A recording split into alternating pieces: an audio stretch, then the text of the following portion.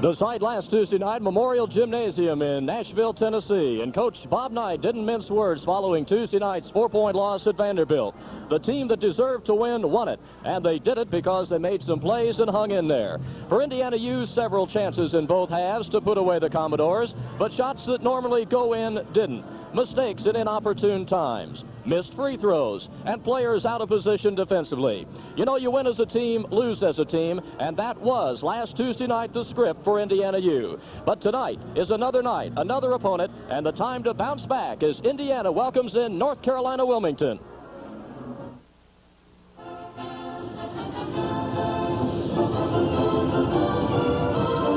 Indiana University Tip-Off with Bob Knight is brought to you in part by local participating Napa Auto Parts stores, by Bud Light, everything else is just a light, and by the Finish Line for the greatest selection and best prices in athletic footwear and clothing.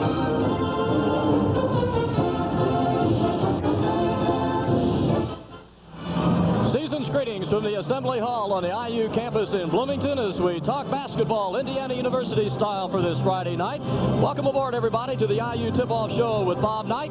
Your host, I'm Joe Smith, and we'll be talking basketball, getting you set into the holiday spirit as Indiana competes against the rest of the field here for 1986 at the University of North Carolina Wilmington. The Seahawks coming in with a record of 2-1 in tonight's first ball game. In the second contest, it'll be the Salukis from Southern Illinois from down Carbondale way with a record of 3-3, and they'll be taking on, Charlie Harrison, who comes back and returns to Assembly Hall. He was, a grad assistant under Bob Knight way back in 1973. And Charlie has a fine basketball team coming from the South in East Carolina.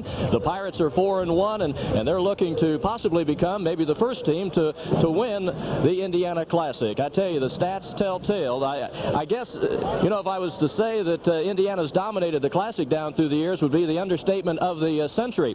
Indiana comes into the contest with 24 straight wins, and really the average winning margin per game, 26.2 points a contest. Indiana's carried home all of the hardware, so to speak, although there have been, the players on the alternate team. No one has walked away with the MVP award other than an Indiana Hoosier.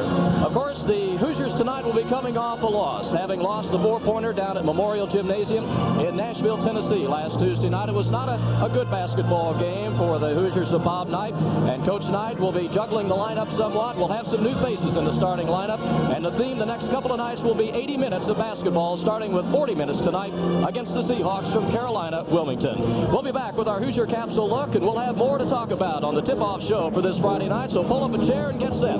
Indiana University basketball coming up right after this. Back to the Assembly Hall, Joe Smith along with Kit Klingelhofer as we start to glance and take the game apart, Kit, and I think the Indiana Classic notebook kind of tells tale. It would be an understatement to say that we haven't dominated down through the years, but you never can take anything for granted. You sure can't, Joe, but this has been a tournament that traditionally Indiana has played well. A lot of good games, a lot of good performances. There's been very few games in the history of the 12 years of this tournament where Indiana has not played very, very well. Alabama came close in the 1978 championship game, losing by 9 points in the title game, and I think other than that, the only other first-round ball game, Utah State was in back in the late 70s and played the Hoosiers tough. I remember that, Joe, and then, of course, we had the Illinois State in the final game about 5 or 6 years ago, and Coach Bob Donowell brought that team in. It was a close game. Other than that, it's been Indiana's tournament, not only in terms of wins, but in terms of the all-tournament team, tournament most valuable players, been totally dominated by Indiana. We'll talk with Coach McPherson and get some comments on the Seahawks, but on paper, a new coaching system. It's the first year down there at Wilmington, North Carolina with UNC. How do they look on paper? Well, Joe, UNC comes in with a 2-1 record. Their one loss was DePaul. They lost by 19 points, 63-44. They have wins over Army and Augusta on Monday night. They're averaging 60 points a game, giving up 55 points a game, which is a good defensive yield, only shooting 44% from the field, and that's something I'm sure that they're looking to improve in this tournament. However, on the plus side, their opponents aren't shooting the ball that well, just 39%. So that's an awful good figure, a figure you hope to live with throughout the year. But the free throw line having shot that well either, Joe. So if there's one thing that I think they're looking for to improve in this tournament as they come in, is shooting the basketball. They have been a good rebounding team, out rebounding their opponents by 6 a game. And again, on the minus side, though, they're getting the ball off 18 turnovers a game, and that's something, again, that I'm sure they're looking to improve. We talked at the outset of the show tonight. There will be some lineup changes, some juggling around. We got to get more potent offensively and do a lot of things better at both ends of the court. Well, Joe, we do. The Vanderbilt game the other night was a game that really Vanderbilt won, and we lost because down the stretch, Vanderbilt made the plays. We didn't make the plays.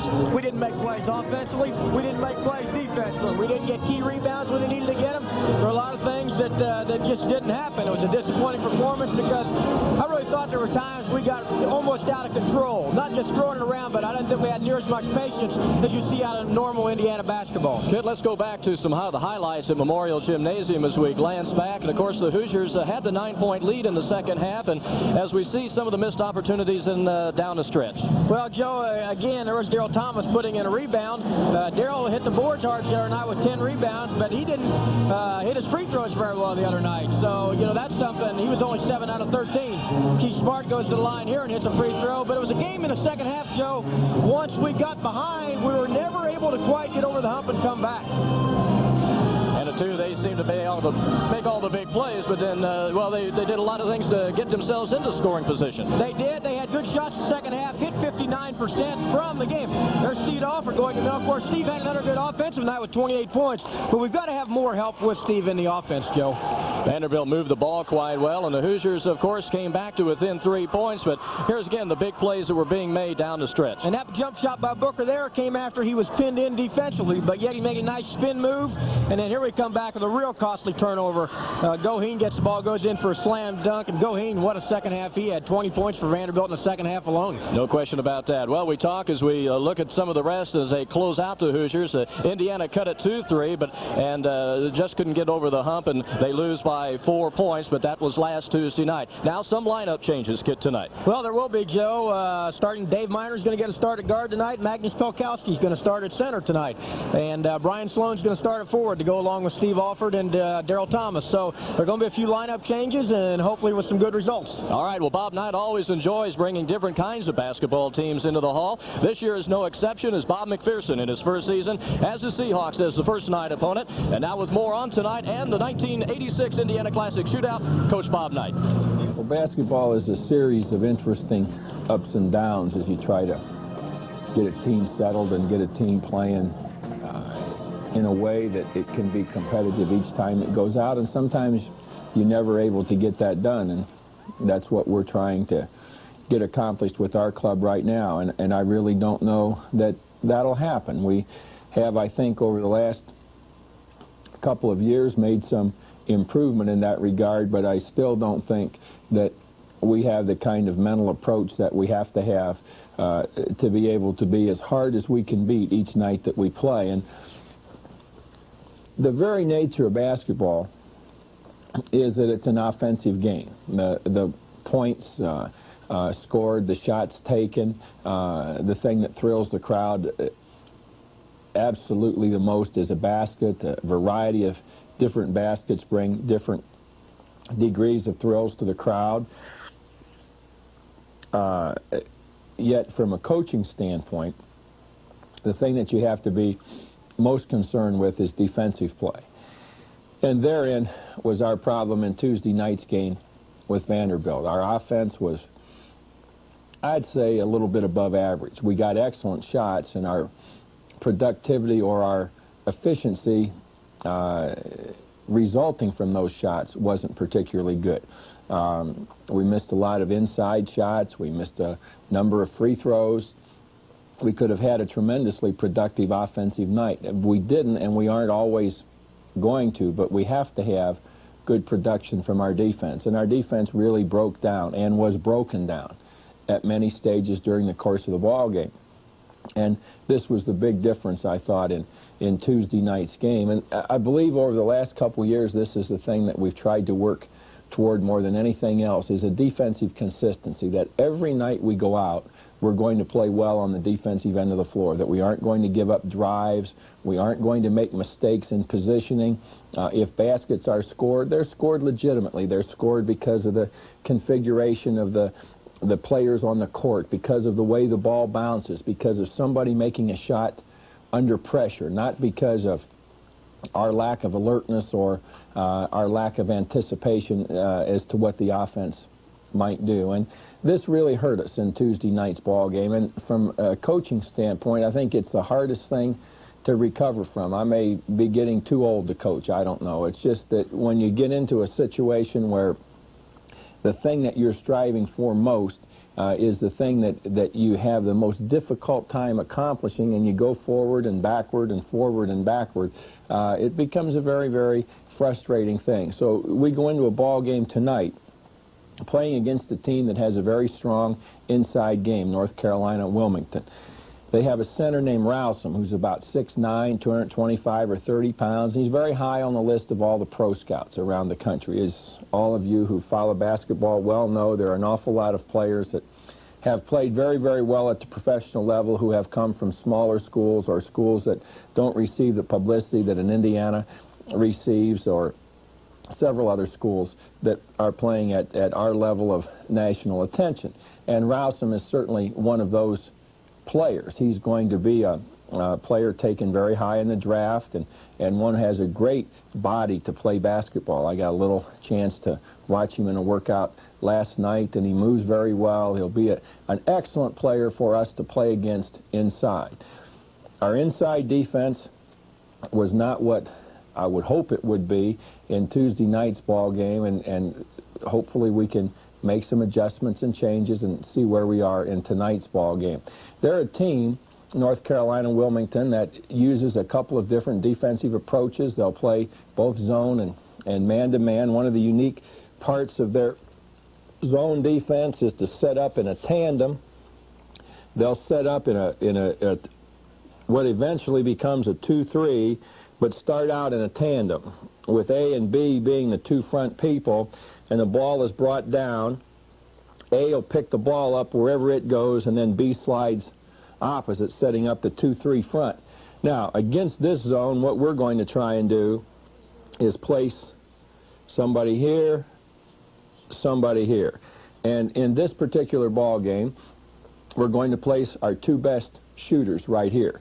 Dave Miner is going to bring the ball into play. We're going to have Steve Alford in one spot and Magnus Pelkowski in the other spot. We're going to look to get that point man to pick us up, and as soon as he does, go straight to Steve, then to Magnus, and we'll have Daryl Thomas and Brian Sloan working inside against the zone. And then we'll try and get the shot quickly from either one of our two best shooters, and then just work to play the boards inside. Against their man-to-man defense, we'll run what we do normally on the offensive end, which is our motion offense, or different aspects of it. Now, one of the things that you can look for in tonight's ball game is a constant switching in our defensive play. They do a lot of things, starting out with Rowsome on the high post, and they enter the ball, and what they're eventually looking for is getting a guard here on the three-point area and a guard over here on the three-point area, and then they'll have a three-man setup inside. Let's say that the ball is here. We'll get some down screen action here. Come on up, looking to handle the ball. Maybe this guy will come off this screen, or he may screen across and come off this screen all the way out into the corner, and now that leaves Rowsome posted in here with really no help behind him, and the ball is reversed to the other side. We've got to maintain pressure on these two spots to take away ball reversal. We're going to switch this down screen, so you can watch us as an example. If Daryl Thomas is playing number 5 and he sets the down screen and number 4 comes up, Daryl Thomas is going to take number 4 very quickly, hopefully denying the pass from here to here or here to here, whichever it might be, trying to keep the ball in this area of the court as much as possible. To the extent that we're successful in keeping the ball out of the middle and our switches take away the passes into the middle, will determine just what we're able to do in tonight's ball game defensively. And it's the defensive end of the court, as I mentioned at the start of our little segment here, that concerns me more than anything else. Before we get into the ball game, I hope you'll stay with us for these words from our friends at both Adidas and Finish Line. Back in the Assembly Hall on a basketball Friday night as we get set for the first round of the Indiana Classic, and dressed in a nice red coat with a holiday, All-American Bulls sticker, Associate Athletic Director at Indiana University, former number 32 and All-American Indiana, Steve Downing. And Stephen, you've been busy the last couple of weeks, haven't you, getting the things in motion for the tournament? Yeah, Joe, as you say, we've been pretty busy. I'm in charge with putting together pretty much the whole tournament itself, as far as all the teams, the hotels, the transportation, practice time, the whole thing. But we have a lot of people involved with it that give me a lot of help, so it comes off okay. Steve, when did work on the 13th Annual Classic actually begin for you? When did you kind of start to set things in motion? Well, actually, Joe, we start pretty much in the summer when we do line up the hotels and try to figure out what gifts, awards that we want to get for the teams, and pretty much how we're going to run it. We'll talk to players and find out, get a little their input as far as what we can do to make the tournament a good experience for teams involved with it. So we want this to be a tournament that's second to none in the country. Well, I think it certainly has achieved that, Steve, and so is the other one. In a couple of weeks, no rest for the weary, because you got to pack the bags and go to Indianapolis at the end of the month for the Hoosier Classic. Yeah, and that's a little bit different because we're not right on campus and we had to work with people up there, but it comes off okay, and I think it's a good experience as far as our players, and it gives a lot of the people in the Indianapolis area who cannot ordinarily get tickets to our games a chance to see us play. So we're looking forward to it in the team, because we always get a fine reception up there, and we had 3 good teams coming in, Fresno State, Illinois State, and Princeton, so we're looking forward to it. And it's always interesting to see, a former coach come back. Charlie Harrison has his East Carolina team here. You remember Charlie from 1973 quite well. Yeah, Charlie talked to me today, taught me everything I know, and probably that's what I'm doing, why I'm doing what I'm doing now. But yeah, Bob Donowald, Illinois State, is also helping us. We'll be involved in Indianapolis, so we look forward to it. We always have a good time when we see these people.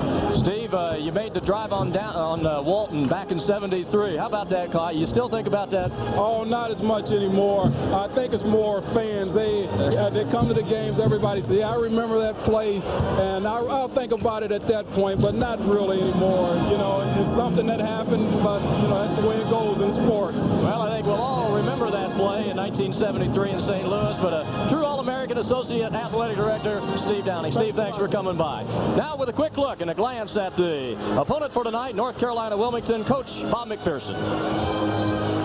Well, we welcome to the Assembly Hall on our tip-off show tonight Bob McPherson, who's in his first year at the University of North Carolina, Wilmington. And first of all, Bob, welcome to Bloomington. Welcome to the Assembly Hall and our Classic. And I know you're kind of looking forward to tonight's ball game with Indiana to give yourself and your staff an idea where your ball club is right now going into your, fourth game of the year, I guess. Right. Thanks a lot, Joe. We are looking forward to it. We know it's a great test for us. We couldn't go against a better program than Indiana's program to really find out a lot of answers about your basketball team. And I guess it's good you can find out about it this early in the season. Bob, you come in from Sam Houston State to Wilmington, North Carolina. They like your basketball there at the university? Oh, you bet. It's the #1 attraction in town. Our people are really enthused about the things we have done since we've been there. Our attendance figures are up. We sold the most season tickets in the history of the school and raised the most money through the Seahawk Club. So everything is on a positive upbeat right now. Well, I know that you're interested in gathering your class, your 4 classes, and to see what you can do. Tell us a little something about your ball club that will be playing here tonight. Okay, at the guard positions, we'll start Adam Porter, who's a junior college transfer, only a sophomore, but who was the player of the year last year in Kentucky Junior College.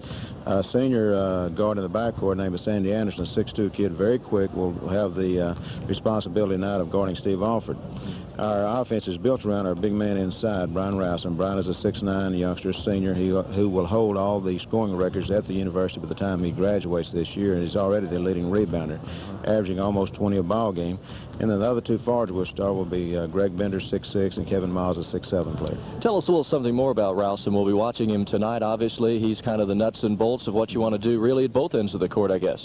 Yeah, right, Joe. He has a real good shooting touch, has a nice touch facing the basket, good hands, a good jumper, not a great jumper, but a good jumper, good quickness, really a lot of court instincts, anticipates well on defense and knows how to post up, how to face the basket with the ball. He's been through all the big ball games, and the experience shows in his his play. You know, one stat in your 3 ball games you played that I'm impressed with, and that's your field goal against, under 40%. Now, I tell you what, something's got to be clicking there. Well, we work extremely hard, Joe, on defense. Most of my ball clubs always are right at or near the top of our conference each year in defensive average, and this ball club is no exception. We spend hours, and we play basically the same type of defense they play here at Indiana. It's a helping man-to-man defense, a lot of pressure on the ball, and try to force everything to the outside.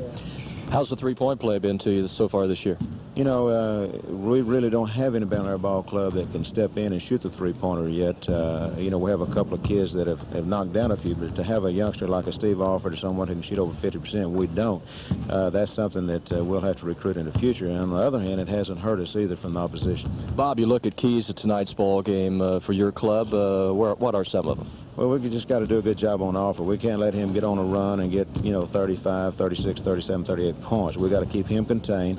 Got to do a good job on the other kids. And a player that really impresses me in their ball club is Keith Smart. I think the kid is really, really talented. And then their big kids are beginning to come around. I saw the Garrett kid play 2 years ago in California Junior College, and they got a good ball club. We just got to do a good job changing tempo, play good defense, and pound the glass hard, and have good shot selection on our end of the floor.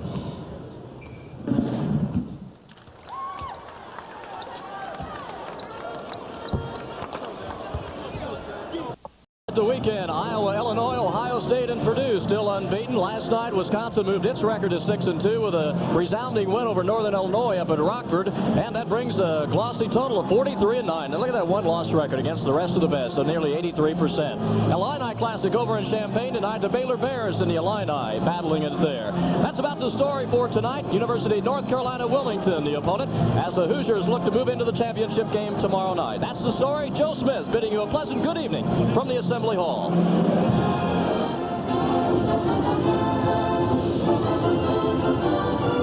Indiana University Tip-Off with Bob Knight was brought to you in part by local participating Napa Auto Parts stores and by the Finish Line for the greatest selection and best prices in athletic footwear and clothing.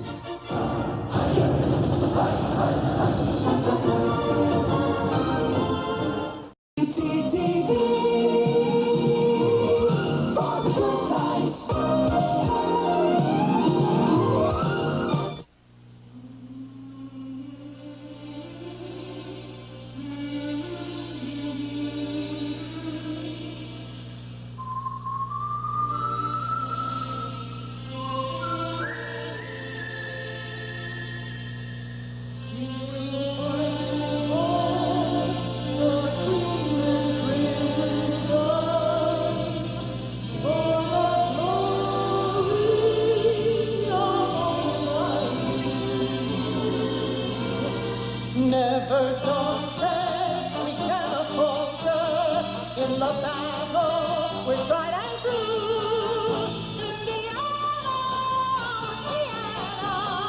Indiana, we're all for you.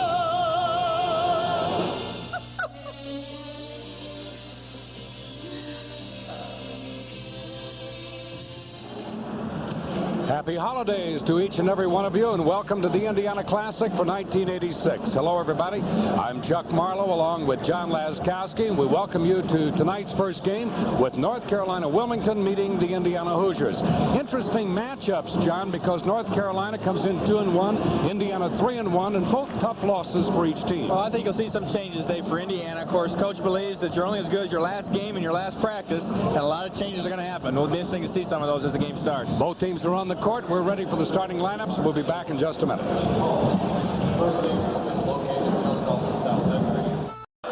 All right, let's go right down to Chuck Crabb for the lineups of tonight's first game. Seahawks from North Carolina, Wilmington. At one forward this evening, a 6'6" senior from Fremont, Ohio, number 33, Greg Bender. At the other forward, a 6'7" senior from Tallahassee, Florida, number 35, Kevin Miles. The center, a 6'9" senior from Columbia, North Carolina, number 25, Brian Rousup. At one guard, a 6'2" senior from Chapel Hill, North Carolina, number 22, Sandy Anderson. At the other starting guard spot, a 6'1" sophomore from Columbus, Ohio, number 23, Adam Porter. right. Now, you heard us speaking earlier about the dignitaries here this evening. A good friend of yours and mine, John, on the left, Wayne Embry, and right next to him is Stu Inman. And Rick Sund with the Dallas on the right. Mavericks team. There's a lot of NBA brain trust there. They may be looking at Rowsome. Obviously here to see Coach Knight and visit with him, but maybe looking at Rowsome as an NBA player. Wayne Embry, of course, was an advisor and a consultant with the Indiana Pacers last year, and left that job and actually left his job up in Milwaukee to take the Cleveland Cavaliers post. Great guy, just a great guy. Stu Inman moved into Milwaukee to take Wayne's position. Right. So now Stu's there from Portland. Indiana with the ball as we start the second half of play, and let's check the lineup. It's going to be Freeman, Alford, Thomas, Smart, and Garrett for Indiana, and out of bounds Indiana. Rowsome thought that was off an Indiana player. Tell you, the most important thing, Chuck, of getting that ball inside of the big man is the angle of the pass. And Indiana's been trying to throw that pass from too high on the floor. You need to take dribbles down to the baseline and then make that entry pass. Alford, three-pointer on the way, no good.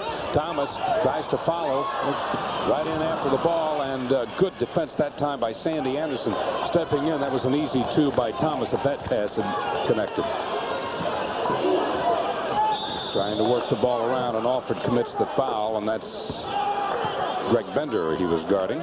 Just not a good start right off the bat. A turnover and then a foul at the other end. 30 seconds into the half. I can remember how many times that I've heard it said by Coach Knight, and you too, I would imagine, John, that the first 5 minutes of the first and second half very, very important. I'll remember Vanderbilt. Indiana scores a 3-point shot, takes a 9-point lead, and I remember making the comment that, boy, this is the time to really take off. And all of a sudden Vanderbilt's back in the ball game and ends up winning it. Indiana just does not have position underneath. And Rowsome gets that basket. He has 18. Indiana with no board position at all. Kind of just the way they started the ball game. Turnovers and second shots by the opponent. That's how Wilmington got an early lead. Wilmington's playing. Looks like a man. And there's another steal. Bad pass. Here they come. 2-on-1. And Alford lets him go through, and Sandy Anderson scores his first basket. 43-33, and what suddenly was a strong first half lead by Indiana has turned into a 10-point margin. Thomas, and it won't fall, and Garrett again pushed out on the far side. Strong effort by Brian Rowsome to get the board. Rowsome handling out high. Bender, and this is Anderson. Back to Rowsome. He loved to have that lane, wouldn't he? You could just see him looking for it. And Alford knocked away, and it will be Wilmington's ball. A little better defense that time. They didn't let Wilmington run what they wanted. Scrap for the ball, but it goes out of bounds. 2 minutes now in the second half. Here it comes to Rowsome. The ball on passes, John, has to be in Rowsome's hands 60% of the time, it appears. 3 out of every 5. There's 2 times. They really like to go to him and let him lead them. And Indiana just lulled to sleep as Porter Adam went down through the lane. Adam Porter, rather. And that's straight points now by Wilmington. 43-35. The Hoosier lead is 8. Blocked away. That's goaltending. And you credit the basket to Dean Garrett. Let's watch it now from low angle. Watch how Garrett does a good job of keeping position. Little jump shot there. The ball's on its way down, and that's goaltending. Freeman chases the ball. Adam brings it over to Anderson. Anderson will fire, and it doesn't fall. Thomas, outlet. Here's Freeman. Off to Alford. No good. Tipped away by Smart, out of bounds, Indiana. Both Smart and Anderson up for the ball. Anderson last to touch. It looked like Steve's momentum just kind of carried him right toward the basket, which it should do, but just a little too much as he was long on that shot. Freeman back to Alford. Zone now by Wilmington on the out of bounds. And he's hammered. A sensational pass by Tony Freeman to hit Thomas underneath. And Thomas starts up. They fouled in the act of shooting. It's good to see a guy get congratulated for making a pass like this. All 4 players went over to him. A lightning pass right into Darrell. Good hands. Boy, the big guys inside have got to be ready when Freeman's got that ball. Look how quick he released it, because if you're open, that pass may be coming to you. You need to be ready. Thomas with his 13th point. And the foul was on Ben Pittman. Second shot is no good. Garrett gets the board. Again, Garrett released in a crowd. He's in the paint area, but he was in a crowd, so he simply releases the ball. Good play. Alford. And it's good. Credit that basket to Keith Smart. He was on the line there, Chuck. It could have been close to a three-pointer, but he was on the line. 48-35, Indiana's lead 13. We have 16:45 left to play in this game. So we're in the early moments. And a bump underneath. Now Thomas finally gets it. Oh, there's physical contact under there. And Freeman puts it up. He's fouled. He'll go to the line. Tony Freeman gets a hand slap from Dean Garrett. Substitution, Mark Gary back in. Gary from Anderson Highland. Here's the drive. He gets around the right. Double pump that time. Can't get it to go. Look at Keith Smart right up there on the rim. But Tony B at the line for 2 shots.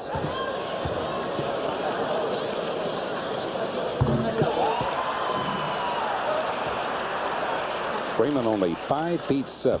I asked him if that was an honest height. He said yes. I tell you, he's done a lot of things out there, Chuck. He may be 5'7", but look at all the things he's created. That's great. Well, he told me, he says, when you're as short as I am, you can't fudge on your height. Look at that. Oh, what a steal. What a steal. We were commenting during the timeout. That's what he can do to you. And he takes it in and commits the offensive foul. Now that was a little bit out of control there. Yep, he should have stopped there at the free throw line. Call goes against him that time. As you see Coach Knight call him over. You make a good steal. Actually stole it twice. Watch this. Off the dribble. Now he loses it again. And quickly, he's low to the ground. He should be able to get that ball when it's 6 inches off the floor. He's got 3 steals already. And there he goes right in. That's a good call. Went right into the defense and really got hammered there on the foul, but seems to be all right. Over the back, and that's, again, not a smart foul by Keith Smart. His second. Personal foul, Indiana, number 43, Keith Smart. His second. 16:03 left in the game. Has not really had moments of perfection. There's been some exciting places in this game, but on the whole, roughly played by both teams. Although Wilmington very tenacious as they go for the ball. And here comes the little fellow again. Freeman drops it off out of bounds. Pass intended for Alford, and he wisely lets it go. We have a timeout.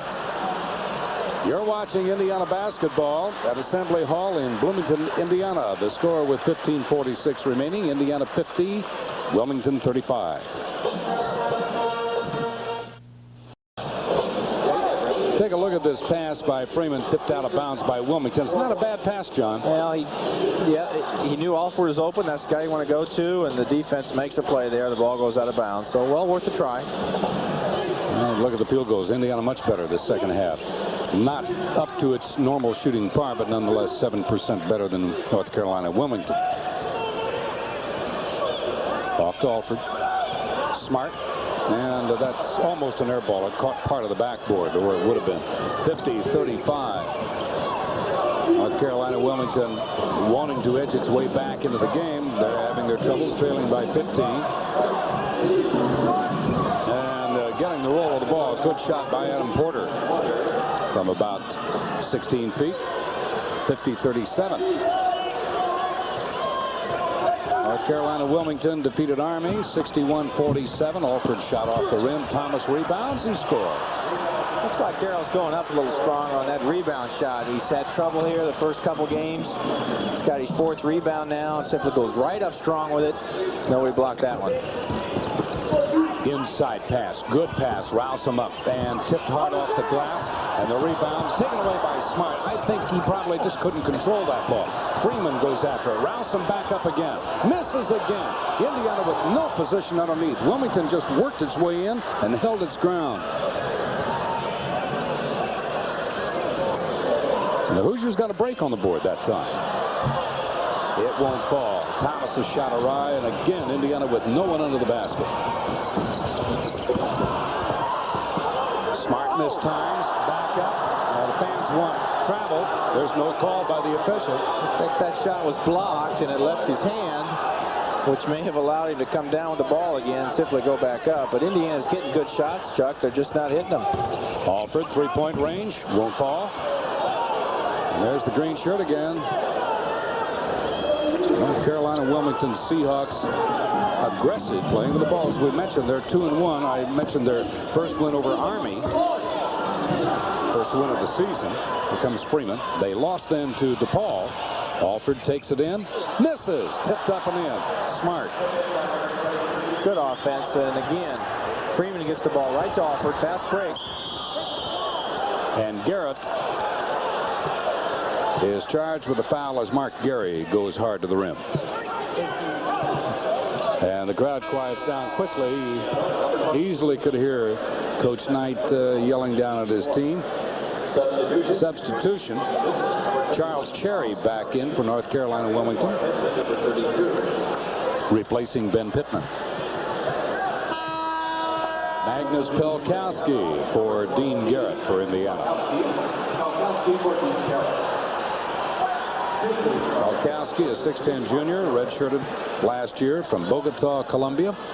So he still has 2 seasons. 10 rebounds now and 6 blocks for Dean Garrett. So he didn't score a lot of points, but sure did do some other things important. Magnus down the ball game. Mark Gary from Anderson Highland. And he has 4. 54-41. The Hoosiers by 13. Into Thomas. Back out. Freeman. Off to Smart. Stolen. Here's a break. Oh, what a slap. A foul at the same time, but Keith Smart goes high in the air to deflect an easy 2 points. Let's look. 15 turnovers right there. You see it. A 2-on-1, and Smart does a good job of hustling down here. Freeman goes inside for the steal. Smart with the foul. Greg Bender, 6'6 sophomore from Fremont, Ohio, with 2 shots.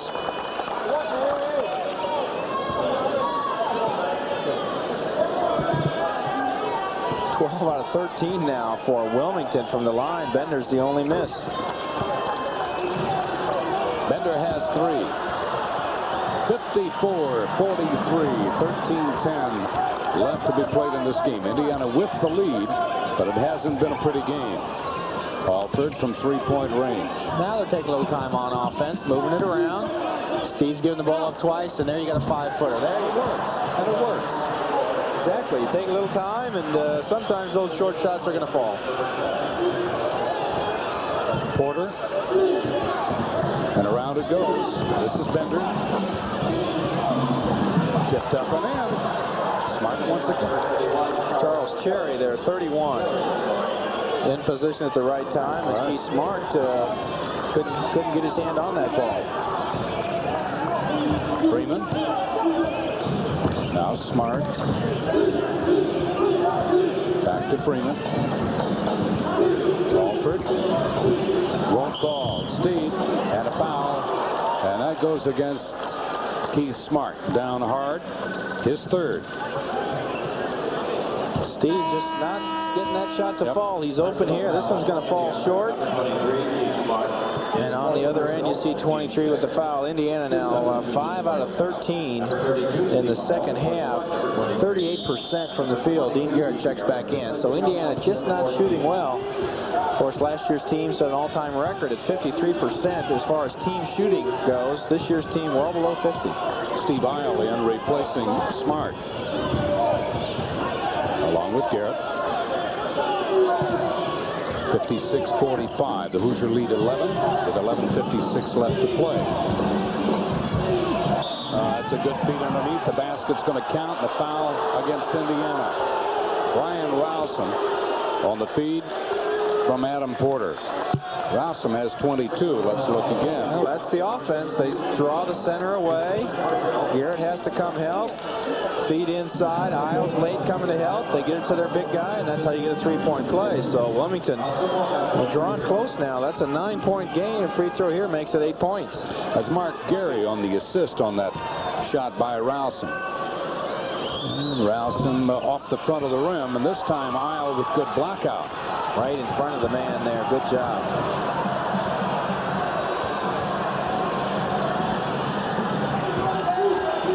Isle, Thomas, and that pass isn't there, and yet he makes it. Well, the angle's not there. That's right, Chuck. The defense is between the offense. The 16th turnover now for Indiana. Rowsome back out, gets it right back, and goes to the glass, and he's got the shots. 7-point lead now, 11:20 to go in the half.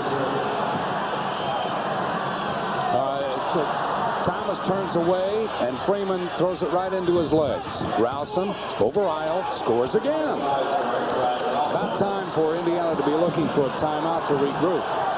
56-51 as we'll see Joe Hillman for the first time tonight at the next dead ball. And a pass cross court. And Alford flips it out of bounds, but it'll be North Carolina Wilmington. Well, you just almost can't add up the number of turnovers, and we'll talk about that when we come back, but we have a timeout, 10:49 remaining. You're watching Indiana basketball on the Farm Bureau Insurance Basketball Network. This score, Indiana 56, North Carolina Wilmington 51. 56-51's the score. If there's anything that causes the acids to churn in the stomach, it's a turnover. Right there you saw it. Isle with pretty good position there, nearly deflects the ball, and then Alford with good hustle to knock it out of bounds. So two pretty good plays there after Indiana's 18th turnover. Well, Brian Rowsome is the leader. He has 26 points for North Carolina Wilmington. Look at the second half, 7-1, Indiana with the turnover lead. And make that 7-2 now as Adam Porter tries to penetrate the top and is called for traveling. IU has been outscored 16-6 in the last 4 minutes and 57 seconds. Wilmington still with a rebounding edge. Tony Freeman out of the ball game now. Joe Hillman in. And Chuck, it looks like they just need to settle down here a little bit, take those 4 passes, get a good shot. Right now it's a 5-point game. Tipped up. Garrett goes again for it. Goes right back up again off the bottom of the glass. Back up again and is fouled.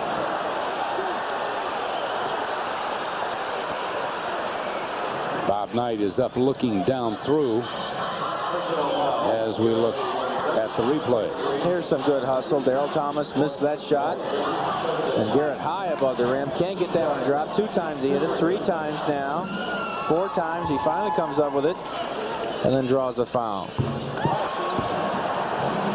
Garrett's second free throw. Substitution for North Carolina Wilmington. 32, Ben Pittman back in the lineup. And he'll replace Greg Bender. Bender leaves with only 3 points and 3 fouls. 8 points for Dean, 13 rebounds. And I know of at least 4 block shots. So he's really put in a good game today. Another free throw. What Indiana could not do in the clutch situations down at Nashville, Tennessee last Tuesday night was hit the free throws. And so far tonight, that has not been their worry. It's been sort of out of control play at both ends of the court. Double team down in the corner. Back out Pittman.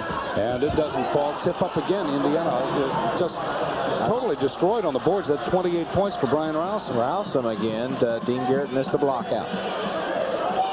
Alford, 3, steps in, takes 2, misses.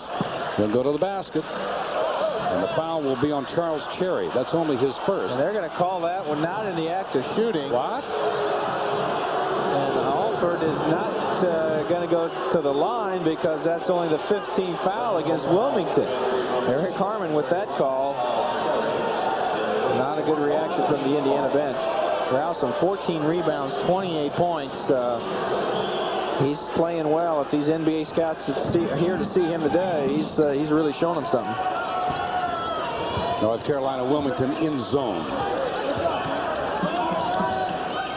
2 2-3. Looking inside into Thomas, pulls up short. The slam dunk by Dean Garrett. Boy, that brought the Indiana bench to life. He took that rebound on the way up and just kept going for the slam. 60-53. Hoosiers back to a 7-point lead. Mark Gary. And he gives it off to Cherry. Gets it right back.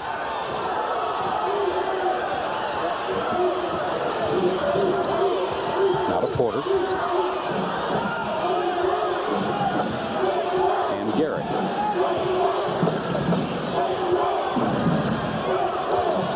Good help by Joe Hillman, forcing the play out. And Thomas, the basket will count. Foul on Thomas, and a reverse layup by Adam Porter. Somewhat spectacular shot for his 4th field goal. And the 3rd foul on Thomas. Well, a pretty good trap in the corner. Watch this now. Alford and Hillman right there. And somehow he squeezes through there near foul. Finds a guy open underneath, and Darrell gets called for the foul.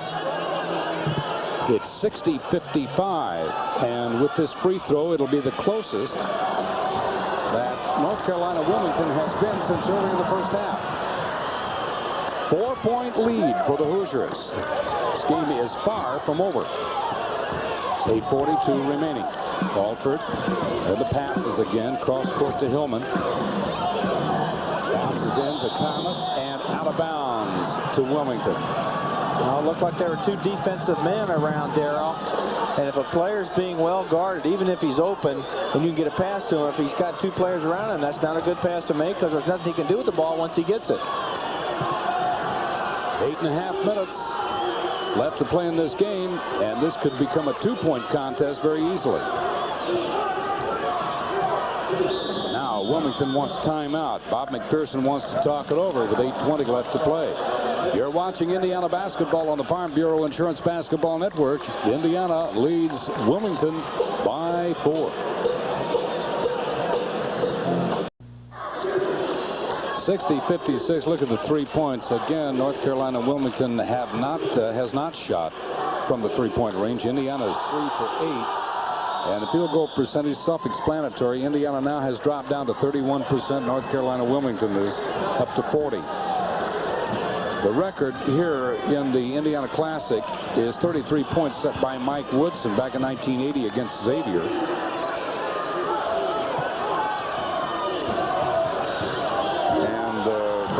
Has 28. 7:59. We're inside the 8-minute mark. Outside, there's the first 3, and that's Adam Porter. I'm sorry. And that was timely. It's a 1-point ball game now. 7:48 to go. The first 3 by North Carolina, and 3 more counted by Steve Alford at the opposite end. He has 16, and that field goal gives him position number 19. Make that 20. In the all-time list, he passes Rudy Tomjanovich of Michigan. Alford now has 1,809 points. Oh, there's a great shot. Good defense there. Real good pressure. And as you mentioned, Chuck, just a good tough shot. 2-point lead now. Kevin Miles with that field goal, his first field goal. Alford again. Back to Isle. Takes the shot. Hillman has the room.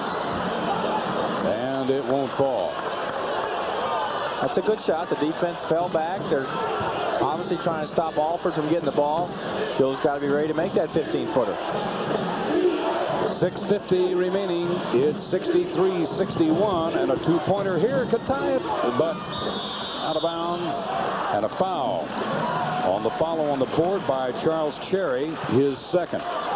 John, so many of Indiana's shots have been short tonight, and in the fundamental of shooting, I would imagine that the first thing you would look at would be the legs. Right, you need to get up a little higher on the legs to make that shot get over the front of the rim.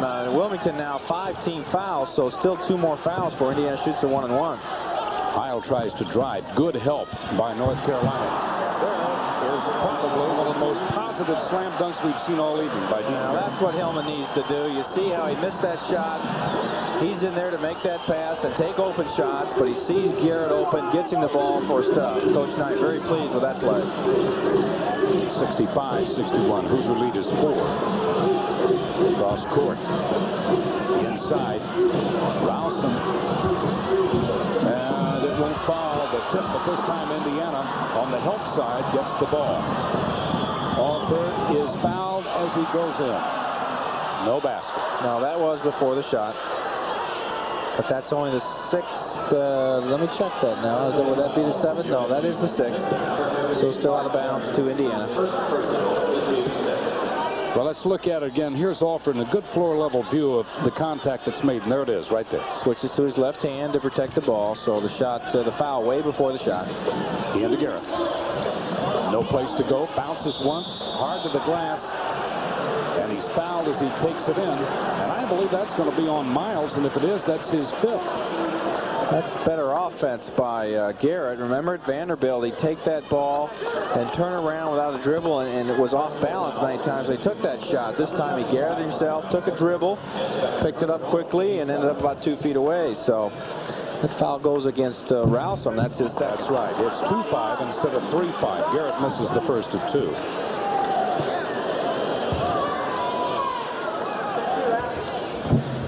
And gets the 2nd. He has 14. Alford has 16. Thomas leading the Hoosiers with 17.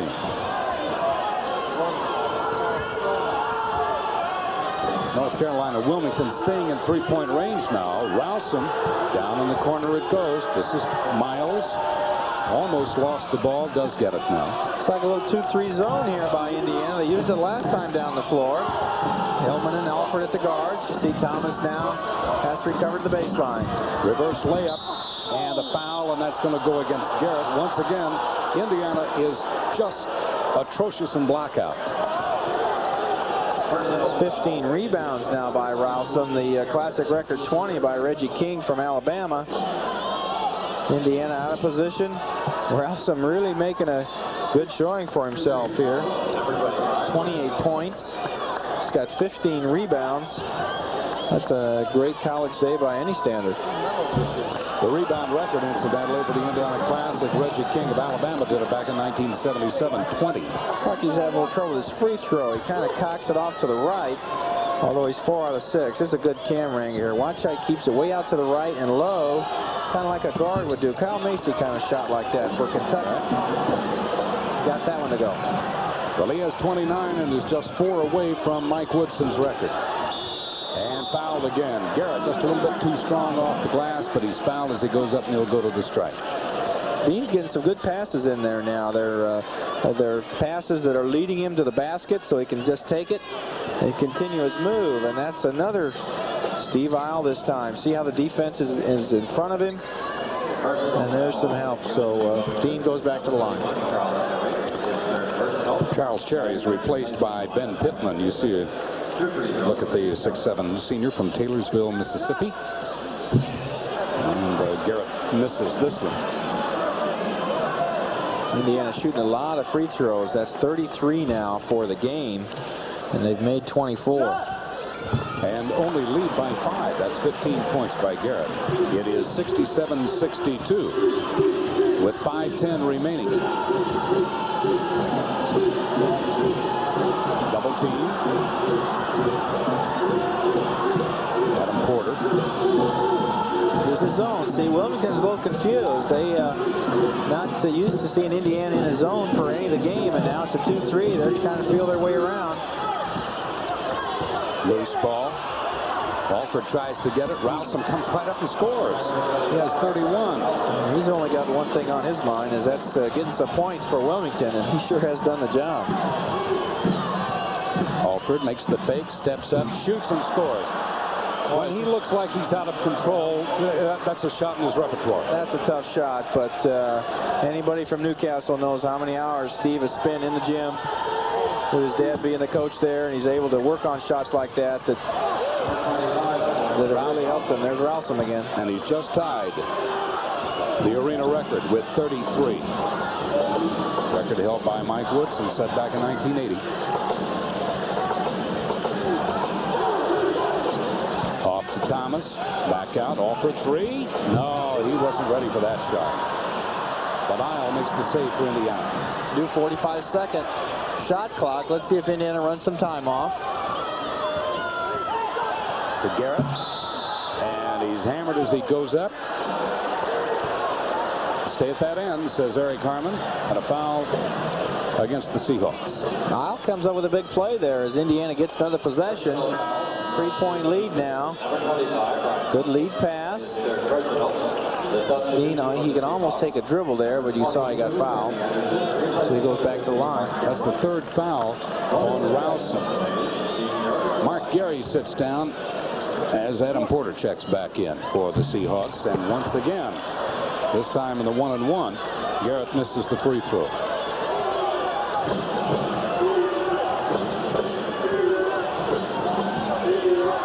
Miles down the baseline. And we have a 3-second violation. And it occurred. Mark Gary hits from outside. The turnover gives the ball back to Indiana following this timeout.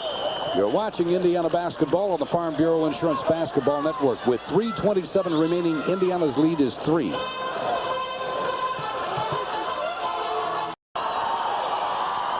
Two players still absent from the dressed lineup for Indiana. One is Jeff Oliphant. He is still suffering from the stress fracture of the right foot, and that cast is not off his foot yet, the walking cast. That's 15-point season high for Dean Garrett. The other is Rick Callaway.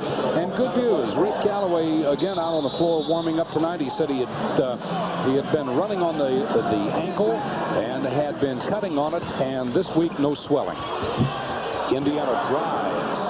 And that's Steve Alford with his 20th point, and Steve has now moved into the 19th place on the all-time list, passing Walter Jordan. The all-time Big Ten career scoring list. And that's the guy Indiana wants to go to when it's a close situation. Now that's the guy they want to keep it away from right there. Rowson has 35. He now holds the arena record. Tipped out of bounds. Steve just lets it go out. It's Indiana's ball. 2:55 remaining. The Hoosiers by 3. 71-68. Rowson's giving us an exhibition of his ability all over the court. 6'9", Columbia, North Carolina.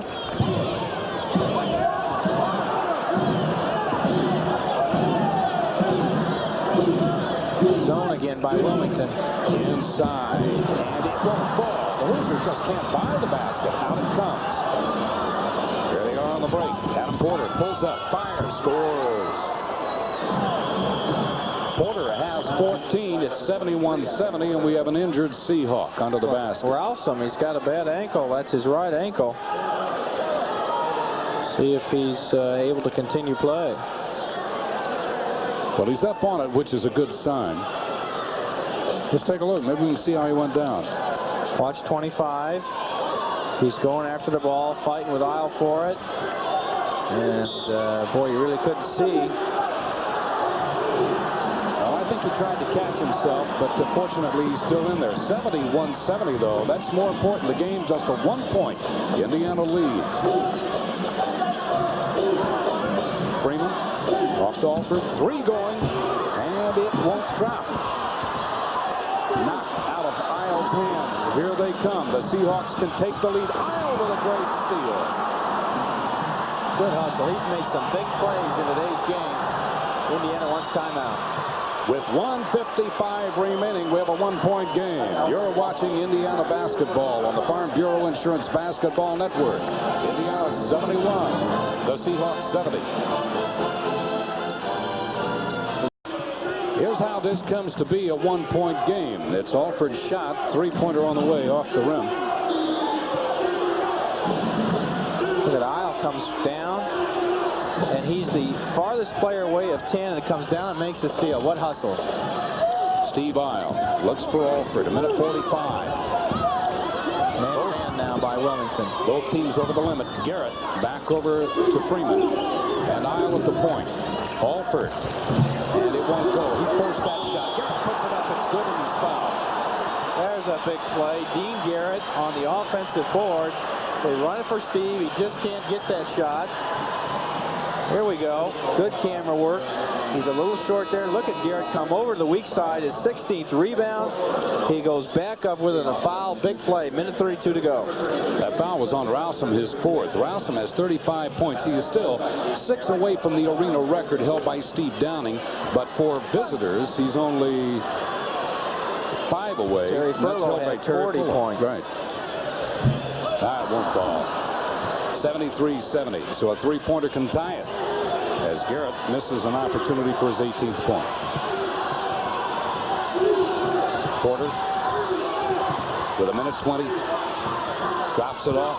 Miles inside. Up over Dean Garrett and Steve Isle. Miles has 8. 73-72. Back to Isle. 57 seconds. We're inside the final minute. And Indiana clings to that 1-point lead. Takes it right up to the glass. Misses the shot. Knocked out of one hand into the hands of Porter.